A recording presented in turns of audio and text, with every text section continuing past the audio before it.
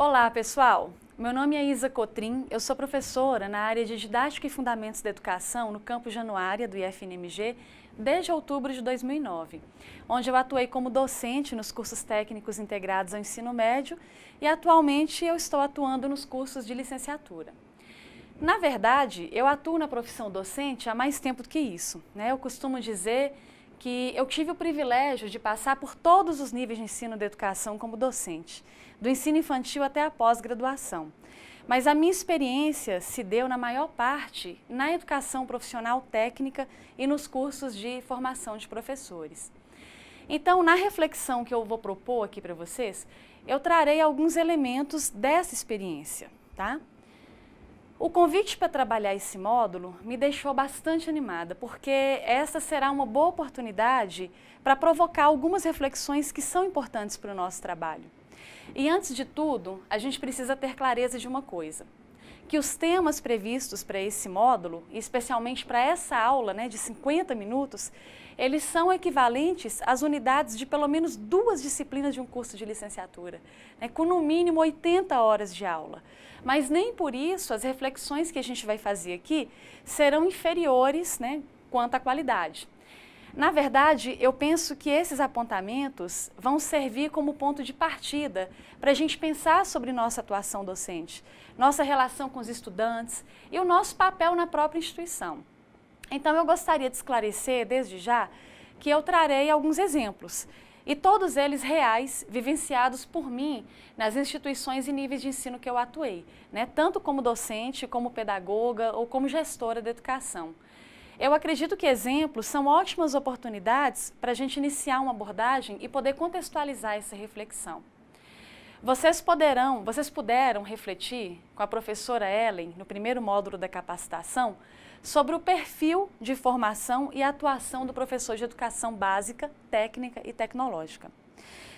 Acredito que vocês puderam perceber que a atuação desse docente exige saberes e competências específicas. E agora é o momento da gente colocar essas práticas, né, colocar em prática, esses saberes. Então vamos começar a nossa reflexão? Bem, o processo de ensino-aprendizagem apresenta alguns elementos constitutivos que permeiam essa relação professor-aluno. Que elementos são esses? São os conteúdos trabalhados nas matérias e disciplinas, que são estabelecidos, né, pelo currículo preposto, a mediação do professor no processo de ensinar e a ação de aprender pelo estudante. Esses componentes, eles se interagem no cotidiano do processo didático, mas eles não constituem por si só o processo educativo na sua totalidade. Quer dizer, não é apenas o ato de ensinar, transmitir o conteúdo e a apreensão desse conteúdo pelo aluno que delimitam o processo educativo na instituição de ensino. Para além disso, e aí eu vou citar o Libânio, a prática educativa se integra à dinâmica das relações sociais e das formas de organização social, né? E o que isso significa? Significa que no trabalho docente estão presentes, além desses elementos que eu falei, interesses sociais, políticos, econômicos, culturais, que nem sempre são perceptíveis ou mesmo conscientes. Então, a prática docente, ela não está isolada dessa dinâmica. Por isso, a gente deve reconhecer o papel político do nosso trabalho. O cotidiano docente, as relações entre professores e alunos, as finalidades da educação, a nossa percepção sobre o aluno, sobre a docência, elas estão permeadas de significados sociais e que ainda, segundo Libânio, se constituem na dinâmica das relações entre classes, entre raças, entre grupos religiosos, gêneros, dentre outras. Pense um pouco sobre seus alunos, seu trabalho, sobre o conflito, os conflitos, os embates, os diferentes perfis que lidamos ou vamos lidar, né, no cotidiano da nossa docência. Quantas vezes escutamos ou apontamos como justificativa, por exemplo, para o alto índice de reprovação, que os alunos não têm base, ou que nossos alunos são muito carentes, ou porque vêm da zona rural, ou porque vêm da escola pública, do estado, etc, etc. A gente está errado em dizer isso? Eu não sei. A gente pode até dizer que são hipóteses, né? Por que não? O problema nesse caso não é necessariamente o que dizemos, Mas como dizemos ou repetimos isso sem colocar em prática algumas características que deveriam fazer parte do cotidiano dos professores? Que características são essas? O espírito investigativo, a prática da pesquisa e a reflexão crítica e contextualizada sobre o nosso trabalho docente. E aí a gente chega a mais uma questão. O que é de fato o trabalho docente? É dar aula? É transmitir os conteúdos curriculares? E aí nesse ponto eu gostaria de chamar a atenção para a seguinte afirmação. Bem, o Libânio, ele diz que para se tornar efetivo o processo educativo, é preciso dar-lhe uma orientação sobre as finalidades e meios da sua realização, conforme opções que se façam quanto ao tipo de homem que se deseja formar e ao tipo de sociedade a que se aspira. Então, olhem só, pessoal, a dimensão do nosso trabalho, né? Vejam bem, conforme opções que se façam, né? Opções. Essa palavra, ela é muito interessante em um meio profissional, né? Um profissional que faça opções. E esse profissional somos nós, professores. A profissão docente, ela é marcada pelo alto grau de autonomia na realização do nosso trabalho. Imagine a seguinte situação. Enquanto algumas profissões, como as da área da saúde, por exemplo, têm protocolos rígidos a seguir, né, no seu cotidiano, ou talvez na administração, em que fluxos ou protocolos operacionais devem ser seguidos, o professor é ele próprio o responsável por planejar, organizar e conduzir suas aulas. Ainda que para isso ele tenha que se orientar por diretrizes ou normas gerais do sistema e da instituição onde ele atua. E mais ainda, a relação professor-aluno, a forma de ensinar e até mesmo a forma de abordar estão imbuídos de decisões e características que são próprias de cada professor. Então, a relação que o professor constrói com seus alunos, os métodos e técnicas, né, de ensino utilizados, a imagem que os estudantes constroem sobre o professor, todos esses aspectos interferem nos resultados do trabalho docente. Imaginem só que cabe a nós, professores, definir nossa metodologia de trabalho.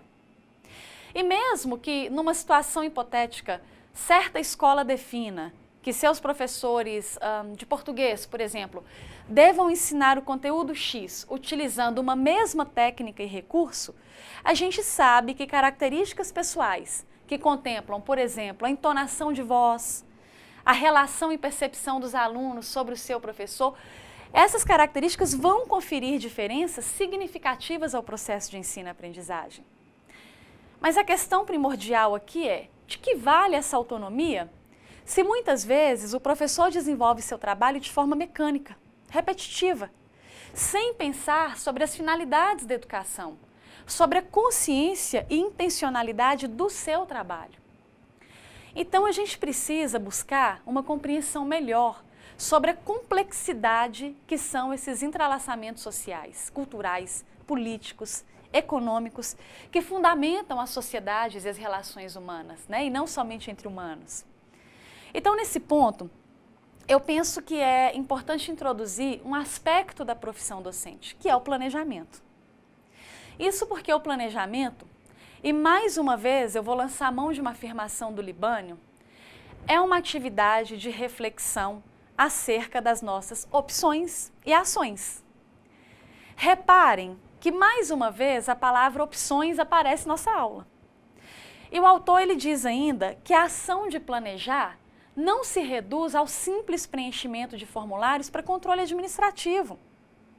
Ou seja, ao contrário do que muitos professores imaginam, o plano de ensino não está, ou deveria estar, a serviço do setor pedagógico ou da coordenação. O documento entregue formalmente nesses setores, ele deve ou deveria representar o produto final de um processo de reflexão e planejamento do professor, tendo em vista a aprendizagem e as possibilidades de mudanças, as escolhas e melhorias na vida desses estudantes, né, e da sociedade em geral. Ou seja, o plano de ensino ou outro documento formal de planejamento, ele deve estar a serviço do estudante, do processo educativo. Mais que o protocolo de um documento formal, o que realmente importa é o ato de planejar, de definir, de fazer opções. Não que devamos abolir a entrega do documento, tá? Até porque ele tem uma função importante na organização escolar ou acadêmica. Mas o que eu quero dizer é que copiar os planos anteriores, ou pior, copiar planos de colegas ou da internet, e acreditem, existem sites com planos de ensino prontos, né? Ou mesmo deixar de fazê-los, consiste na ruptura do principal aspecto inerente à atuação do professor, que é a sua autonomia, a sua capacidade de pensar, de definir, de fazer opções. Então, nesse ponto, eu gostaria que a gente voltasse aqui ao Libânio. Ele coloca para a gente que a ação de planejar, portanto, não se reduz ao simples preenchimento de formulários para controle administrativo.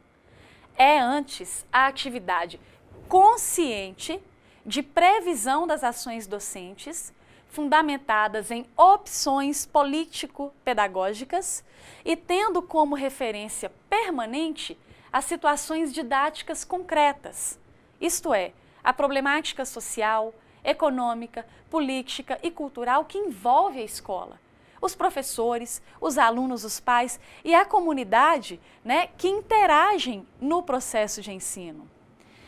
Então, voltando à questão da autonomia, ainda que seja um aspecto da profissão docente e que contenha no seu bojo ações e opções a serem definidas pelo professor, o ato de planejar não pode também desconsiderar as dimensões formais, né, legais, institucionais e coletivas do planejamento. Que dimensões são essas? A legislação educacional, o projeto político-pedagógico da instituição, os projetos ou planos de curso, regimentos, né, dentre outros. E além disso, cabe ao professor reconhecer e, claro, participar dos processos de discussão desses documentos. Não só porque essa construção coletiva é garantida por lei, mas pelo compromisso que o professor deve assumir com a instituição onde ele atua e com a educação como um todo, né? Então, cabe ainda ao professor conhecer os pressupostos filosóficos que são assumidos pela instituição. É por isso que no caso dos institutos federais, e mais especificamente no nosso caso do IFNMG, nos cabe compreender seu processo de criação, seu papel na história da educação brasileira, suas finalidades, sua missão, dentre outros aspectos. Tudo isso é importante para que a gente tenha clareza de onde a gente quer chegar, porque nós somos parte de uma instituição. E ainda que nossa autonomia nos permita delinear, desenhar a condução do processo de ensino-aprendizagem, enquanto professor, eu devo assumir um compromisso ético no exercício da docência, né? E aí eu vou citar a Bassalobre, que diz que a educação é um fazer intimamente ligado à existência do outro e alcança diretamente os alunos, né? Daí o nosso compromisso ético. Então, de certa forma, a autonomia que nos é conferida tem a ver com o compromisso ético que é esperado de nós. E nesse ponto, entendemos que o meu compromisso com o planejamento pode dizer muito quanto ao meu compromisso ou descompromisso ético com a docência. Assumir ou trabalhar apenas o que é mais fácil ou confortável para mim? Ser avesso à possibilidade de mudança? Definir o que eu vou trabalhar na aula algumas horas antes dela começar? Repetir sempre as mesmas aulas, as mesmas metodologias, sem considerar as peculiaridades de cada turma, me ater exclusivamente ao livro didático, são ações bastante presentes no espaço escolar e nos fazem pensar sobre qual é o nosso compromisso com a docência, né? E aí eu pergunto, então, vamos cada um de nós pensar e definir nossa prática ou vamos deixar que pensem por nós, né? Compreendemos agora que o nosso papel é muito maior que transmitir conteúdos estabelecidos, mas que a gente pode direcionar nossas ações com vistas à mudança, não apenas das nossas aulas, mas na forma como essas aulas interferem, direto ou indiretamente, na vida dos vários estudantes que passam por nós. E pensando ainda no processo de ensino-aprendizagem e no ato de planejar, eu gostaria de chamar a atenção para duas outras questões. Primeiro, por tudo que foi colocado até o momento, consiste o planejamento, então, na salvação da lavoura, né, da educação no país? Ou como disse Celso Vasconcelos, é o planejamento que dá vida à escola? O que dá vida à escola são as pessoas que dela fazem parte e usufruem. Mas planejar é uma ação imprescindível para que os atores educacionais possam conduzir ética e criticamente seu trabalho, né? Então vejam bem, planejar não é, pois, apenas algo que se faz antes de agir, mas é também agir em função daquilo que se pensou. Então, o planejamento, ele não se encerra a partir do momento que eu sistematizo todo o processo de planejar em um documento formal. Repetindo, né? Planejar também é agir em função daquilo que se pensou. Sendo assim, ele se caracteriza também pela flexibilidade, pela possibilidade de mudança no decorrer das aulas, de forma a atender melhor o processo de ensino-aprendizagem e de acordo com as demandas verificadas em cada turma. E para terminar essa explanação de ordem mais filosófica, eu gostaria de apresentar uma metáfora que dispensa comentários, né? Lá no País das Maravilhas, Alice se encontra numa encruzilhada e pergunta ao gato qual caminho ela deve seguir. Ao que o gato questiona ela onde ela quer chegar. E Alice responde que não sabe. Então o gato diz que nesse caso, qualquer caminho serve. Então, pessoal, eu imagino que nesse momento vocês devem estar se perguntando por questões de ordem mais práticas. Afinal de contas, como falamos de sistematizar, de formalizar o planejamento, como é que isso funciona, né? Não é meu objetivo, até porque o tempo não permite, ensinar como se elabora planos, seja quais forem. Mas eu gostaria de registrar que existem diversas formas de se sistematizar o planejamento. Desde o plano de aula, o plano de unidade, plano de ensino, né, referente a uma disciplina, projeto pedagógico do curso, até o projeto político-pedagógico da instituição ou da escola. Nós não temos uma receita pronta de como elaborar esses planos. Cada instituição define quanto à sua formatação e os tópicos que vão ser apresentados, né? Segundo, claro, orientações gerais que estão disponíveis na legislação educacional e na literatura acadêmica. Cabe ainda às instituições determinarem que tipos de planos devem ser formalmente apresentados pelos professores. No IFNMG, por exemplo, definiu-se pela apresentação do plano de ensino referente a cada disciplina. Eu já conheci instituições que exigiam o plano específico para cada aula ministrada. Agora, não é o nosso caso, mas independente de ser uma exigência ou não, o planejamento das aulas ministradas é uma ação necessária. Eu não digo aqui que a gente deve elaborar um plano específico para cada uma delas, mas no mínimo realizar uma previsão de conteúdos a serem trabalhados, métodos e recursos utilizados, a forma de verificar a aprendizagem, tudo isso partindo do exercício de reflexão sobre o que se espera em cada aula. Estudantes dos níveis superior e médio têm me relatado como que é evidente quando professores não realizam essa projeção. O que muitas vezes se torna explícito lá no final da disciplina, ou porque sobra carga horária sem conteúdo ou atividade, ou porque conteúdos são atropelados a fim de serem vencidos, ou mesmo porque percebem professores atrapalhados com recursos, atividades ou não programadas, né, antecipadamente. É claro que, como eu falei anteriormente, né, a flexibilidade nos permite corrigir alguns módulos de tempo, espaço, conteúdos a serem trabalhados para atender algumas demandas, por exemplo, quando são realizadas semanas acadêmicas, atividades práticas, e eu não tive como dar determinada aula, né, mas isso está dentro da flexibilidade que a gente tem enquanto professor. Então, pessoalmente, eu entendo que esse planejamento das aulas ele deve ser realizado de forma a melhor atender e ser acessado pelo docente, por cada docente. Por exemplo, eu já utilizei e conheço muitos professores que o fazem no caderno. Outros utilizam aplicativos ou ferramentas digitais, como eu tenho feito atualmente, e eu queria até mostrar aqui para vocês, né, uma imagem do planejamento que eu faço utilizando a ferramenta digital Trello. Né? Essa é a ferramenta que eu utilizo e através dela eu faço o planejamento de todas as minhas aulas, né, até o final da disciplina, e ele me ajuda muito a me orientar, né, a definir os passos e organizar também o meu trabalho. Então, ainda que importante, eu penso que a essência ela não está na forma de elaboração desses documentos, né? Até porque a prática nos ajuda a aperfeiçoar a capacidade de escrita, a organizar as ideias, mas sim, como eu já falei, a essência está no ato de pensar e definir, ou seja, de planejar propriamente dito. E por isso eu chamo a atenção para outra questão. Quantos de nós conhecemos os documentos pedagógicos, o plano de desenvolvimento institucional, os projetos dos cursos em que a gente atua? É muito comum que nos atentemos apenas às emendas constantes nesse projeto de curso.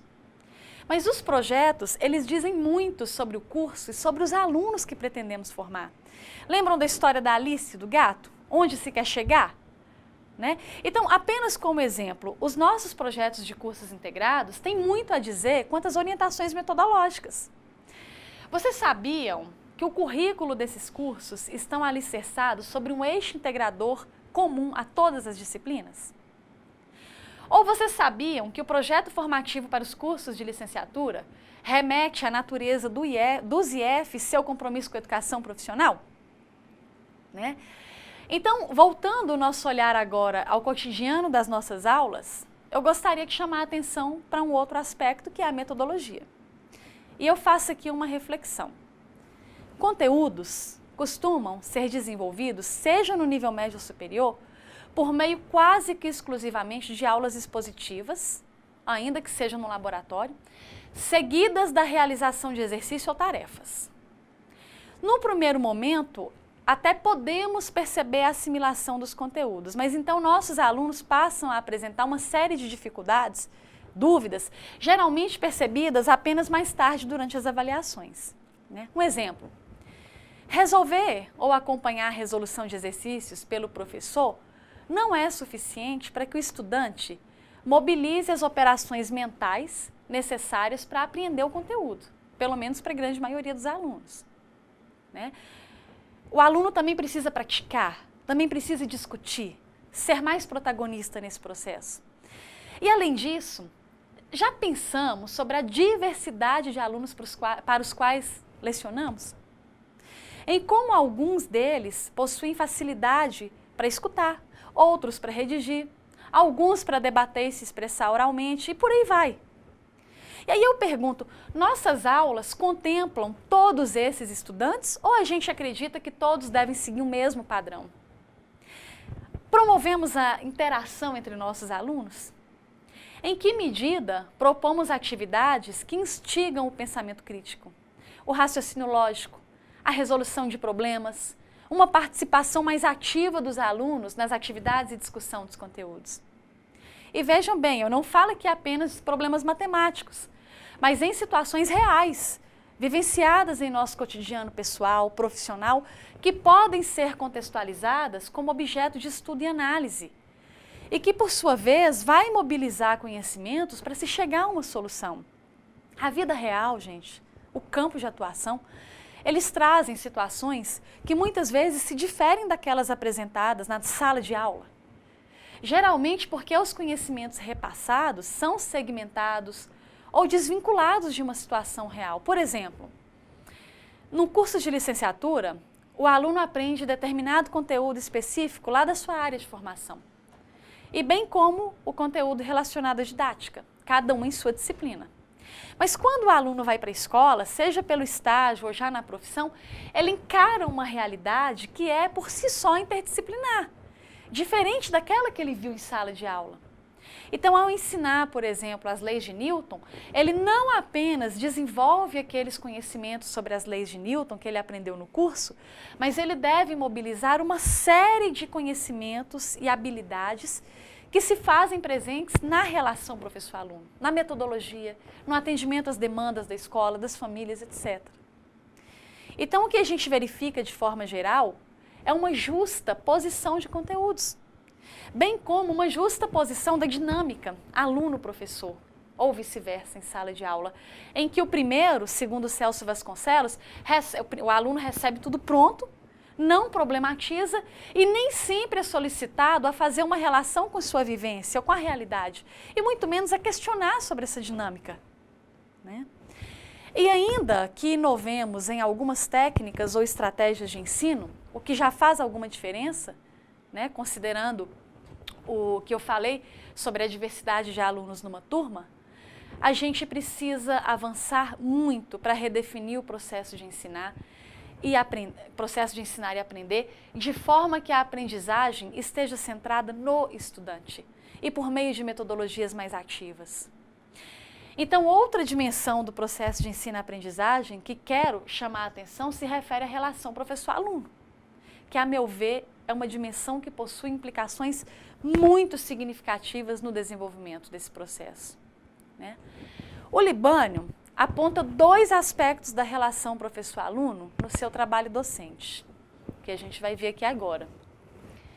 O primeiro é o que ele chama de aspecto cognoscitivo, que é relacionado às formas de comunicação dos conteúdos escolares e às atividades indicadas, né? E o outro aspecto é o socioemocional, que é relacionado às relações pessoais entre professor e alunos e às normas disciplinares, né? Então, minha resposta é sim.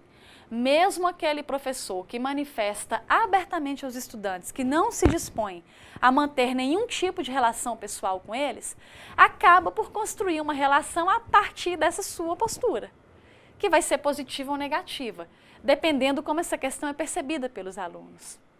Então, é importante que fique claro que os aspectos socioemocionais não se referem a vínculos afetivos, mas aos vínculos construídos na relação profissional, né? A gente pode chamar assim, que permitam ao professor conduzir o processo de forma interativa, dialogada, respeitosa ou não, né?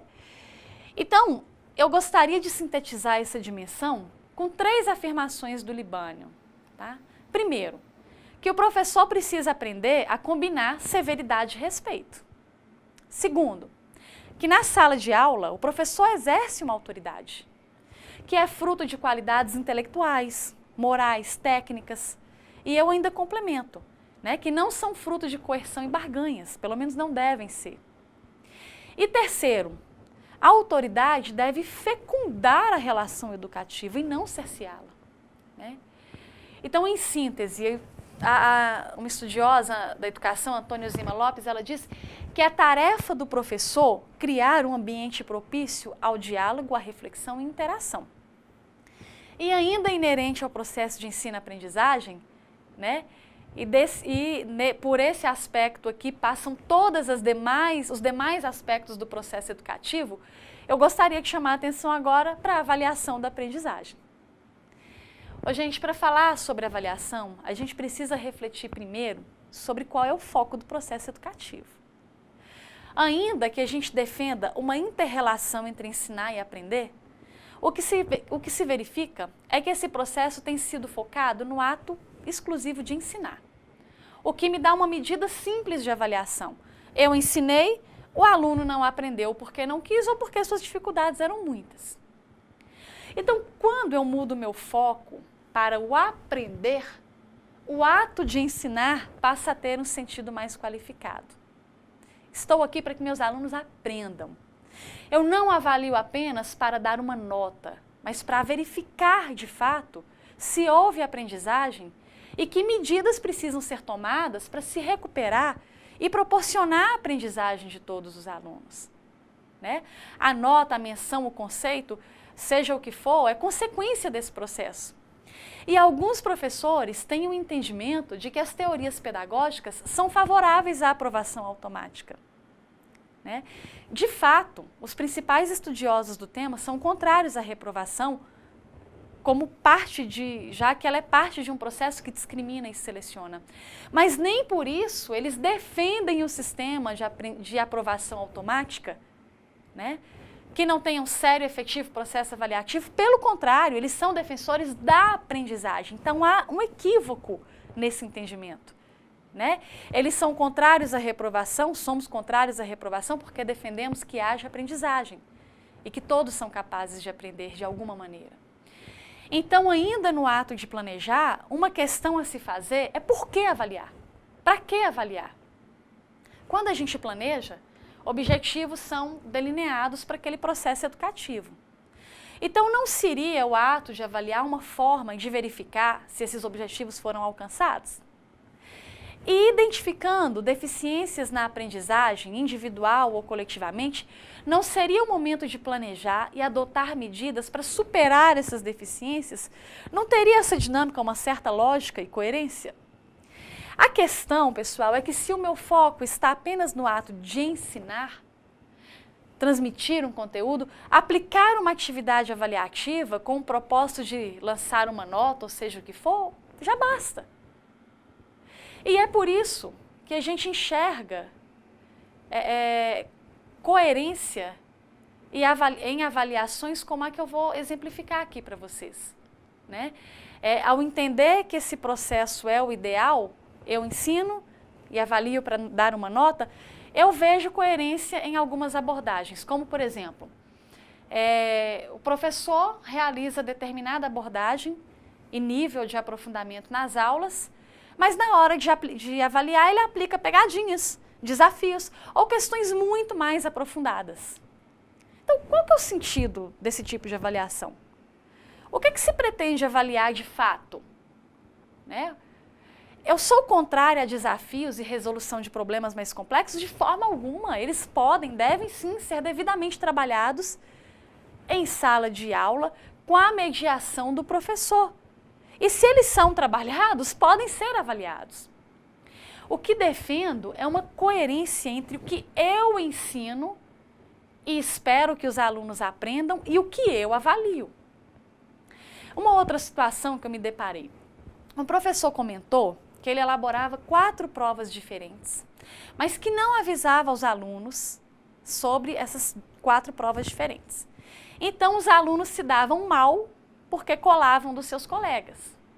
E aí eu perguntei, professor, nesse caso, como é que você vai saber se os alunos foram mal na prova porque não aprenderam o conteúdo ou porque eles colavam errado? Eu até acho que deve fazer 4 provas diferentes para inibir a cola, né? Ela faz parte aí do nosso sistema, mas você não acha que os alunos deveriam ser avisados? E assim, eles podem tentar fazer a prova por conta própria e te fornecer um diagnóstico que é real. O outro caso se refere a um professor que utiliza o mesmo método adotado por alguns vestibulares. A cada questão errada, perdem-se pontos que foram adquiridos em questões acertadas. Tá? Eu até entendo essa estratégia, né, num processo competitivo de seleção. Mas numa avaliação que deveria ter o propósito de mensurar aquilo que foi aprendido ou não, qual que é o sentido disso? O que o professor espera com essa avaliação de fato, além do lançamento de uma nota? Então, em muitos casos, a avaliação ela tem deixado de ser um instrumento e atividade de apoio ao processo de ensino-aprendizagem, de forma a nortear o trabalho do professor para ser o seu ponto final. Muitas vezes, ela é utilizada com a simples finalidade de lançar uma nota e pronto. Outras vezes, ela é utilizada como barganha para garantir a disciplina. Ou outro comportamento que é esperado pelo professor, né? O que o Vasconcelos chama de instrumento de pressão e controle. E é impressionante como muitos de nós temos receio em assumir uma postura mais dialogada e aberta em relação ao processo avaliativo, como se, por isso, a gente fosse perder nossa autoridade perante os alunos. Por exemplo, certa vez uma professora me consultou sobre a possibilidade de aplicar uma nova avaliação para toda a turma, uma vez que no dia da prova o calor estava insuportável e ela tinha plena convicção de que isso foi prejudicial, né? Ou seja, segundo a professora, o resultado das avaliações não representou o real nível de aprendizado da turma. Apesar do receio inicial, a professora entendeu que, tendo como foco a aprendizagem dos alunos, a avaliação deveria possibilitar um diagnóstico adequado, real.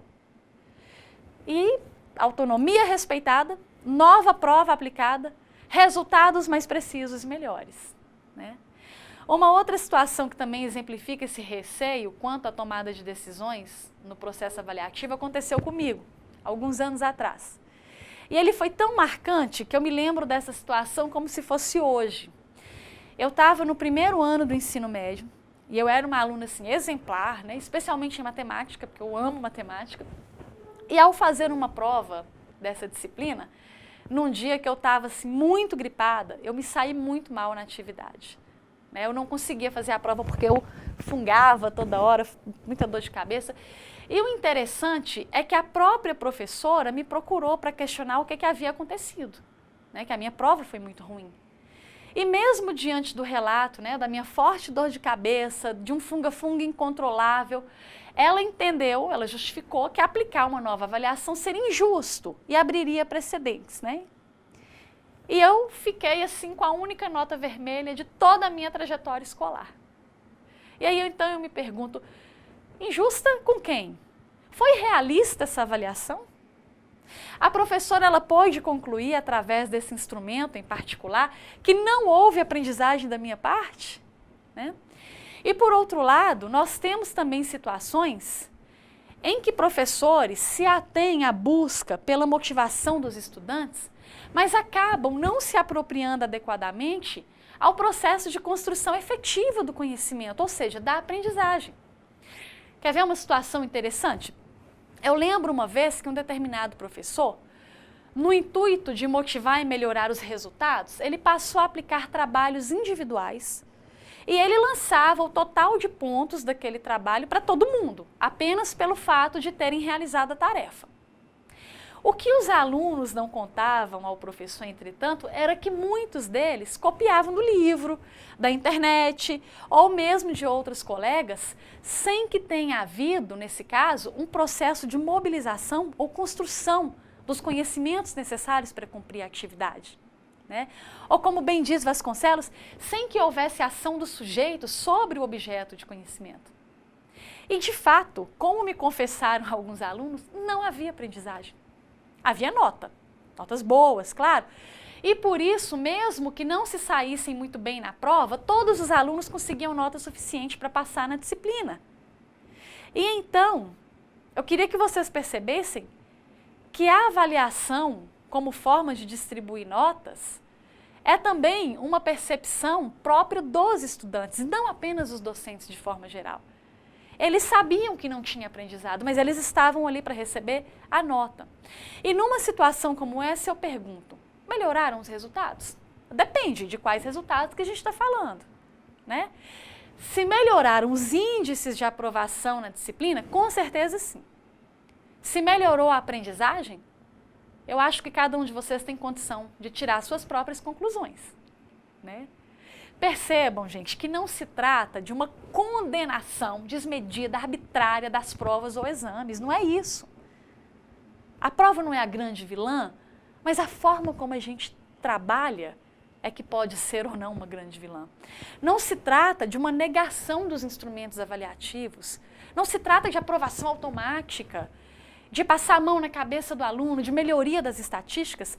Trata-se de lançarmos mão da nossa competência, ética, criatividade, para definirmos quais instrumentos de avaliação são adequados a cada conteúdo, a cada abordagem ou técnica que eu utilizei na aula. Quais instrumentos serão capazes, de fato, de avaliar se houve aprendizagem e cumprimento daqueles objetivos que eu propus, né, no plano que eu fiz para aquela unidade ou para aquela aula. E se a gente pensar na diversidade dos conteúdos, seu contexto na realidade, se pensarmos nas várias possibilidades de se desenvolver esses conteúdos, não faz sentido a gente padronizar nossos instrumentos de avaliação. Se uma prova de múltipla escolha for mais eficaz para avaliar a aprendizagem de certo tema ou unidade, não tem por que não usá-la. Beleza! Agora, provas de múltipla escolha são adequadas à avaliação de todos os conteúdos e práticas que eu trabalhei? Né? O contrário, questões dissertativas são adequadas a todos os conteúdos e práticas que trabalhei? Então, essa é a reflexão que também deve fazer parte do planejamento docente. Provocar tensão, fazer terrorismo, antecipar para os alunos que a avaliação vai estar o bicho, e eu nem sei se essa expressão ainda existe, né? Vai criar um clima adequado para que os resultados daquela avaliação sejam coerentes, condizentes com o nível de aprendizagem da turma? Nós avaliamos para fazer triagem ou para melhorar a aprendizagem dos alunos? Alguns adotam a lógica de que se não houver essa pressão, os alunos não estudam. Mas essa lógica, ela se pauta na crença de que alunos não precisam ser avaliados. E quem foi que disse que alunos não precisam ser avaliados? Quer dizer, porque eu não faço pressão, o aluno não estuda e ele vai passar de ano? Não, ele tem que ser avaliado, mas precisa ser sob pressão? A questão aqui se refere à forma como essa avaliação é conduzida, aos instrumentos que ela utiliza. E o principal, conhecendo os resultados da avaliação, que medidas eu vou tomar para viabilizar a recuperação da aprendizagem? E é incrível como nós somos receosos quanto à recuperação da aprendizagem da nota, né? A gente também tem uma lógica sobre isso. Se aos alunos é dada a chance de recuperar a nota, eles não estudam porque sempre poderão repetir as avaliações.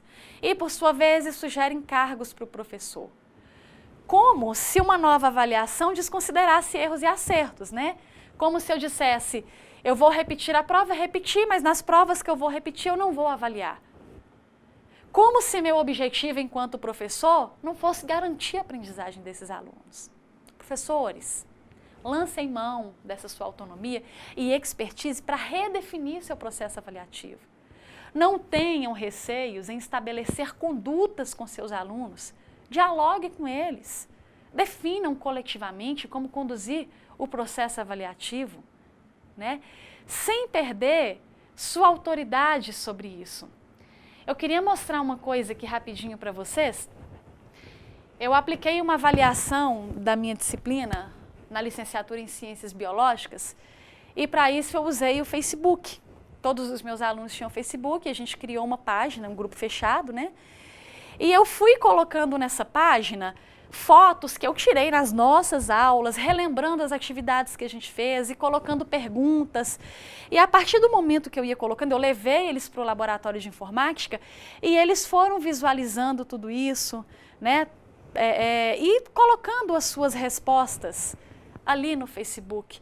E teve uma aluna que comentou assim, mãe, no próprio Facebook, eu estou sendo avaliada pelo Facebook, acredita nisso? Foi fantástico, fantástico, não houve pressão, eu tive condição de avaliar se eles aprenderam e eu fiquei surpreendida com as respostas que eles deram, né?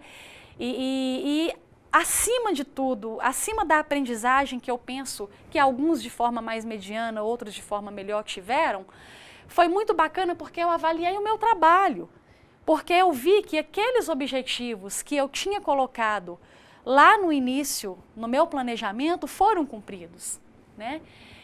Então, pessoal, o que se trata aqui é de garantir a aprendizagem, né? E aí vocês devem estar se perguntando, mas como garantir a aprendizagem de estudantes que não têm interesse em aprender? E vocês devem estar nesse exato momento, né, se lembrando aí dos diversos alunos que têm ou que tiveram, né? Eu também sou professora. Eu sei claramente que o processo de ensino-aprendizagem é uma via de mão dupla. Alunos comprometidos, mas que possuem dificuldades, têm a seu favor o interesse em aprender. Mas o que a gente tem feito para orientá-los e ajudá-los a superar essas dificuldades, além de uma seleção, né, uma triagem, que geralmente é feita nos primeiros anos ou semestres de curso, quando temos os maiores índices de reprovação e evasão? Nós precisamos investigar, refletir sobre essa questão, de forma a planejar e implementar ações eficazes de recuperação da aprendizagem. E não é um trabalho individual. apesar de que o papel e o compromisso assumidos por cada professor é que vão nortear os rumos dessa ação. Nós precisamos mobilizar o coletivo, a gestão, o setor pedagógico, os próprios alunos, familiares, se for o caso. É um processo que requer uma mobilização de alguns aspectos importantes do trabalho docente. É o compromisso ético-político, o espírito investigativo e a criatividade. Alunos que não têm interesse em aprender, tendo ou não dificuldades, esses alunos precisam de uma intervenção pelo próprio professor e, se for o caso, por instâncias competentes, como serviço pedagógico, psicológico, assistência social.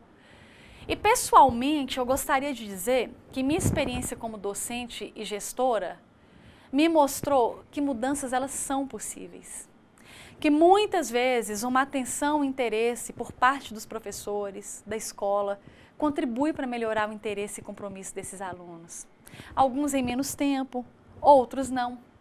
Eu precisaria aqui de mais de 50 minutos de aula só para relatar para vocês os diversos e consideráveis casos de sucesso que a gente teve após intervenções adequadas ou por um simples se importar. E eu digo isso para o nível médio e superior. Acreditem, viu? Algumas vezes as diferenças são mínimas entre esses dois níveis. Infelizmente, outros casos não tiveram os resultados que esperávamos, né?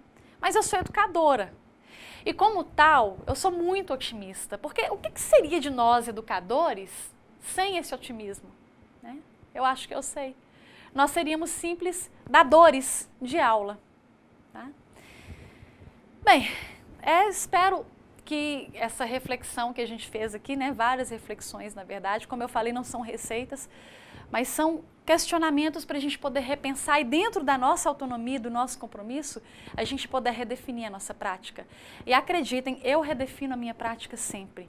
Eu sempre mudo, eu sempre procuro aprender mais, eu sempre procuro revisar, identificar aquilo que é bom, aquilo que não é. Isso deve fazer parte do nosso trabalho, né?